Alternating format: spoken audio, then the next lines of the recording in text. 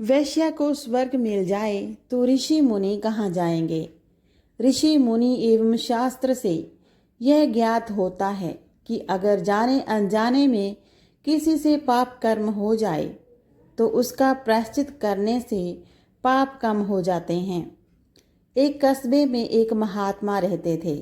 उसी कस्बे में एक वैश्या भी रहती थी। महात्मा जी अपना कार्य करते थे और वो वैश्या अपना कार्य करती थी। यानी कि महात्मा जी लोगों को अच्छी शिक्षा और ज्ञान का उपदेश देते थे। वैश्या अपने धंधे में लिप्त रहती थी। लेकिन वैश्या रोजाना ही सुबह के समय जब नहा धोकर धंधे पर बैठती थी तो उससे पहले 2 मिनट भगवान की मूर्ति के सामने बैठकर अपने अपराधों की क्षमा मांगती, फिर अपने धंधे में लिप्त हो जाती। उसके धंधे से कस्बे में तरह तरह की अफवाहें फैलने लगी। तब एक दिन महात्मा ने उसे अपने आश्रम पर बुलाया और समझाया कि यह तुम गलत कार्य कर रही हो। इसमें तुम्हें बहुत भारी पाप लग रहा है, इसीलिए तुम यह गलत धंधा छोड़ दो। वैश्या ने कहा, महात्मा जी, अगर मैं अपना धंधा ही छोड़ दूंगी तो भूखी मर जाऊंगी।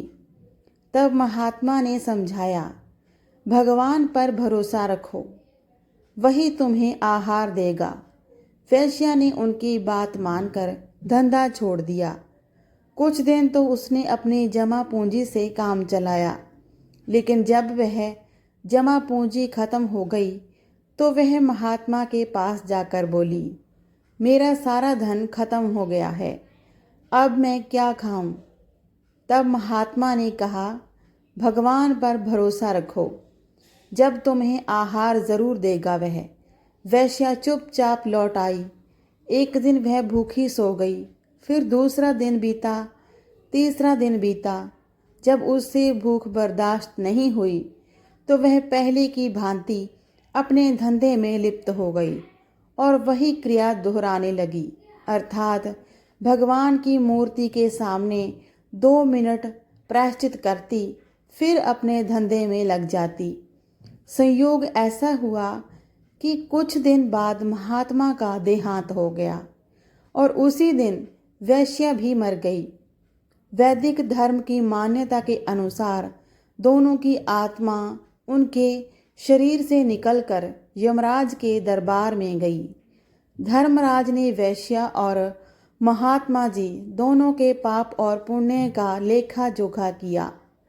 उसके बाद वैश्या को स्वर्ग और महात्मा जी को नरक में डालने का आदेश दे दिया।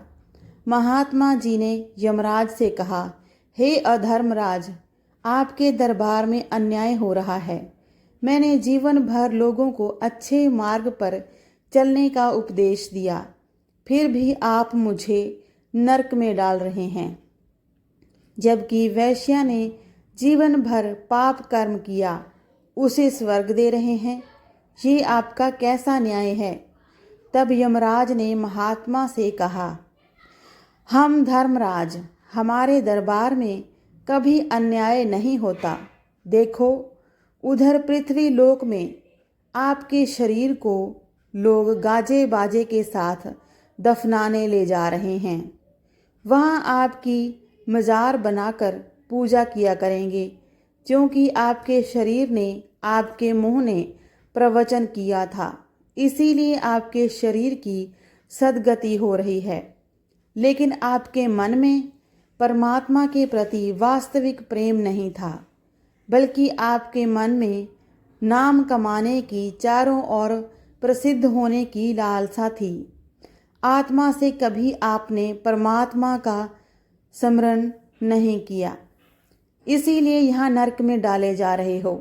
उधर दूसरी ओर वैश्या को देखो, उसने शरीर से पाप किया था, उसके शरीर को लोग घसीट कर नाले में फेंक रहे हैं, उसके शरीर की चील को में खाएंगे, लेकिन वह धंधे पर बैठने से पहले 2 मिनट ही सही, किंतु सच्चे मन से भगवान की मूर्ति के सामने बैठकर अपने पापों का प्रायश्चित करती थी, इसीलिए उसकी आत्मा को स्वर्ग प्राप्त हो रहा है। प्रायश्चित करने से सारे पाप नष्ट हो जाते थे। यह बात आप भी भली भांति जानते हैं, किंतु आप में तो नाम कमाने का भूत सवार था। अत्यम जिसने जैसा किया उसे वैसा ही मिला। आज की कहानी अच्छी लगी हो तो वीडियो को लाइक और शेयर ज़रूर करें। चैनल को सब्सक्राइब करना ना भूलें। मिलते हैं नई कहानी के साथ। धन्यवाद।